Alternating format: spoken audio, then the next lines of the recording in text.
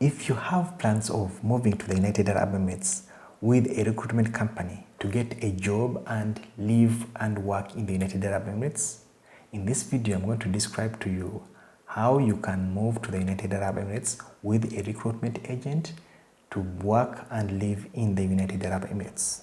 I'll describe the requirements, costs, disadvantages, advantages, and any risks that are involved in this method of going to the United Arab Emirates. If you're here for the first time, I need you to subscribe to this channel. And if you subscribed already, thank you so much for subscribing. Click the notification bell if you haven't so that we can notify you every time we have a new video for you. If you have any other questions, use the comment box to put your question. So, let's talk about moving to the United Arab Emirates with a recruitment agent to work and live in Dubai.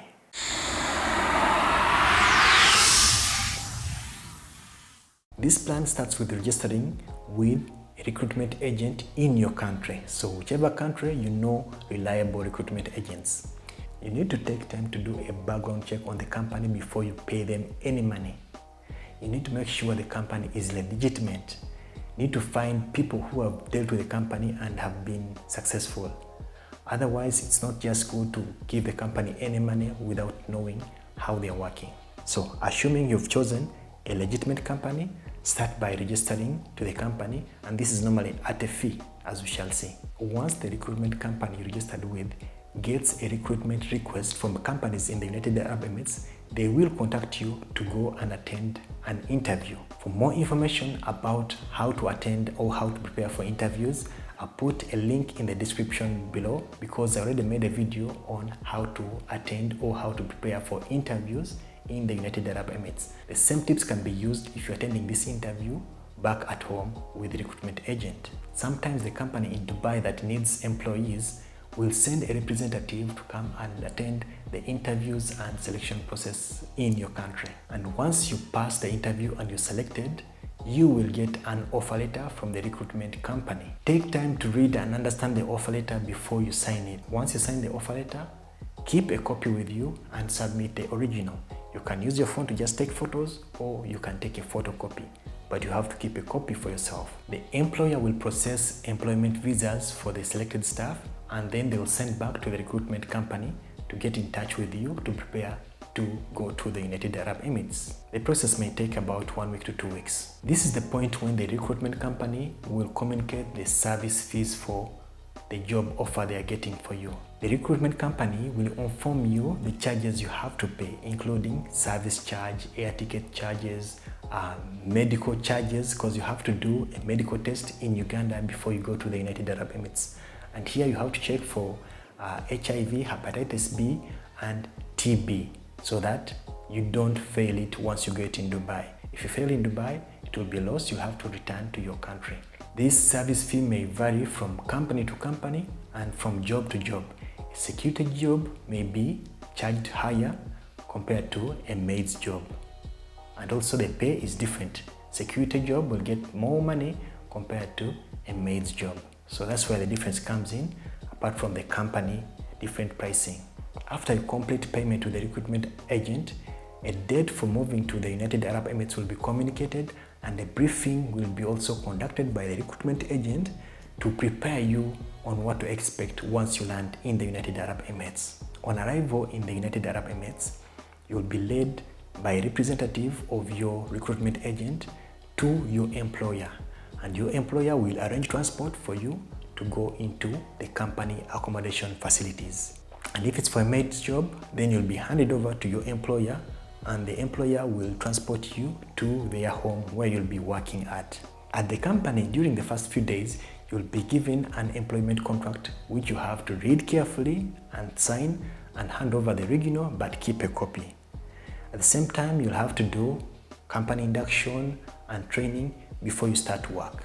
The company will now start processing your work permit and residence visa because you cannot start working without a work permit and without a residence visa. It is illegal in the United Arab Emirates. As part of your residence visa process, you'll need to pass a medical test. And this medical test will check for HIV, hepatitis B, and TB. If you pass that, then your residence visa and work permit will be processed. If you fail, you will be sent back home. If all is done and you passed, now you are officially and legally living and working in Dubai or in the United Arab Emirates, in case you're not in Dubai. When you complete your 2 years contract, then you can choose to either renew the contract if you're happy with the company, or terminate the contract and move on to another company that is better or with a better opportunity. In case you get a better job before you complete the contract, you may have to pay a compensation fee. So you need to check the contract and see what does it say, what are the terms of conditions of terminating a contract before it ends. Let us look at the requirements for Plan C, because they're a little bit different from Plan A and Plan B. One that is common, you'll need your passport that is valid. You'll need passport photos also. You'll need a yellow fever vaccination certificate. You'll need the COVID tests as required. You need your updated CV. You'll need a negative test for HIV, hepatitis B and TB. You'll need to buy a one-way ticket, which will be done by your recruitment agent. Lastly, you need some upkeep money. This is the money you'll need to spend before you get your first paycheck or your first salary. It's very important. Otherwise, if you go with no money at all, you will suffer in the first few weeks before you get the first salary. Do not take your local currencies. It's better to change it to either dollars or dirhams before you leave your country. Let us now look at the costs involved in Plan C. One, let's start with the registration fee to the recruitment agent. This may be about $100, less or more depending on the recruitment agent. The service fee for the recruitment agent once you get the job, including all the medical tests, may cost you about $700. And this may vary depending on the agent or depending on the job that you got. The one-way air ticket will cost you about $350. This could be higher or lower depending on the season when you're traveling. Budget some $150 as your upkeep money. This is the money you'll need to spend before you get your first salary. In case you need anything, that's the money you'll use. For emergency or miscellaneous, keep aside some $100. You may need it if something unexpected happens. All in all, for Plan C, you need about $1,500. This can be a minimum. It could be less or slightly more, depending on the kind of job, the recruitment agent, and also the air ticket pricing, depending on which location you're coming from and depending on the seasons when you're traveling. So about $1,500 is a minimum budget you should think of, but depending on your country, it could be higher or less. Let us take a look at the advantages of Plan C. First advantage, this is the cheapest plan of all, because you know all the costs that you'll have to incur and there are very few costs involved. The second advantage is that the risk is very low because you leave your country with the employment visa with you. So you're not going to look for jobs or go guessing where you'll find a job. You have the employment visa with you as you're going to Dubai. Another advantage is that your valuables like important documents and the passport will be safer since most of it is handled by the company. So the recruitment agent will hold your passport and hand over to the employer. So you have a low risk of losing your passport in this process. Another advantage is it is a safer plan. This is because you're dealing with legitimate companies. In case something goes wrong, you have someone to call. You have a backup to help you go out of the problem. Unlike someone on visit visa who is on their own. Last advantage is there are no hidden costs unless you're dealing with a company that is not legitimate. Now let's end with the disadvantages of Plan C. Number one disadvantage is that you have limited choice of jobs to choose from.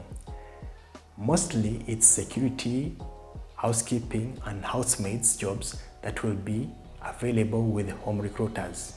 Another disadvantage is you don't get a chance to tour the United Arab Emirates or Dubai. From your country, you go straight to the employer, and after training for a few days, you go and start working. So you don't get that chance the visa people get to move around and see the places. Another disadvantage is that you do not get a chance to keep your passport. Once you arrive at the United Arab Emirates airport, your passport will be handed over to your employer. So your employer will keep it until you either resign or you come back to your home country on leave. Another disadvantage is that most of the jobs with Plan C are 2 years limited contracts, meaning even resigning before the end of the 2 years, you'll get a penalty or you have to pay compensation to the employer. Please note, you will have a residence visa that you'll have to renew every 3 years. It's not easy to get citizenship or a UAE passport. However, there are ways of getting neutralized in the United Arab Emirates and getting a UAE passport. I'll have another video about how one can become a UAE citizen legally. That video will be out soon, maybe before the end of this month. Compare the advantages, compare the risks, compare the costs involved. You may find it's not even important to move to Dubai and it's better off staying in your country. Thank you so much for your time. If you got this far, please give this video a thumbs up because it seems you like it. And in case you had not yet subscribed and you're not sure if you want to subscribe, I need you to subscribe to this channel. Thank you so much. Watch out for the next video.